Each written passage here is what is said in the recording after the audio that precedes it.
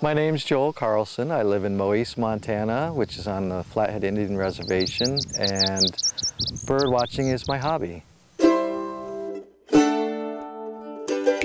I moved to western Montana in 1986 to go to school for wildlife biology at the University of Montana, and I've been farming here in Moise, Montana for 17 years.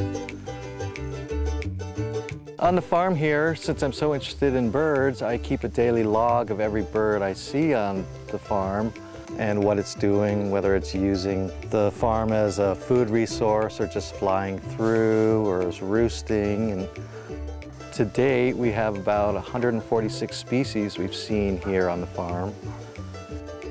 With climate change becoming more apparent year after year, the fluctuations in populations here on the farm seem to be greater. And I mean by numbers showing up and staying every year, and then the next year those same bird species may totally change their habits due to the weather conditions that year and maybe not show up here on the farm.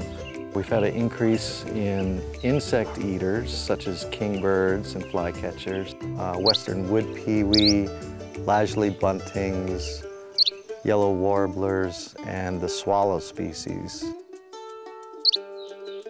It seems with the changing weather patterns that we've been having the past number of years here, that the migration of the birds returning to western Montana, at least to the Mission Valley and Moise Valley of Montana, are irregular at best. Going back and looking at my bird logs for every day of when the birds return, it used to be pretty constant, whereas, say, the long-billed curlews could always be back on April 1st. And now things are swinging back and forth on those dates, where they might be back 2 weeks later.